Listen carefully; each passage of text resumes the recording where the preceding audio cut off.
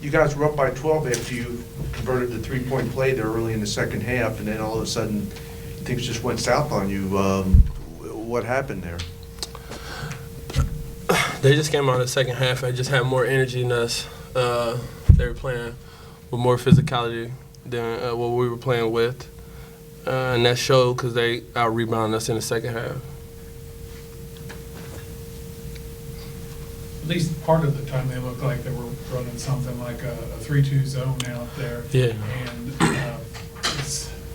And it looked like there were some struggles. And yeah, their zone obviously slowed us up offensively.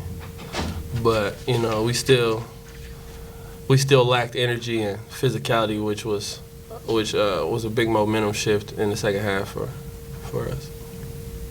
Is it going to be something going forward into MAC play where you might expect a number of teams to zone you until? Well, I think with the change of how they've been calling the games now, a lot of teams play zone to avoid fouls and foul trouble. But I think we expect to see some zone and both some man. But you know, it's just something we got to deal with. Speaking of which, when the second half started, there was whistle after whistle after whistle there. Yeah, how much of an effect do you think that might have had on the way things developed? It had a huge effect because it got them in a bonus early, so they shot like, I don't know, maybe 30-some free throws in this. 36. Yeah, they made more than you guys shot. Yeah, so those early fouls like that, getting in a bonus that early really hurt us, really affected the game. Does it surprise you that, in your words, that they were more physical than you, had more energy, considering the fact that you guys hadn't played since the 22nd, or maybe was it because you hadn't played since the 22nd? It was just a little, I don't know. I would say it kind of surprised me that we didn't come out with the same energy that we had in the first half. You know, so I think that was the biggest shock.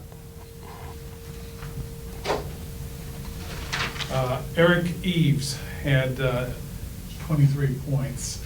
What was the big thing? Were you expecting that kind of a game out of him coming in? Was he on the radar for somebody to watch out for? Yes, he was on the scout report as one of their best players, or very aggressive offensively, and he was able to get going all throughout the game today. But I don't think he was, you know, what really hurt us in the game. Even though he did score 20 points, I don't think he was the reason they had won the game.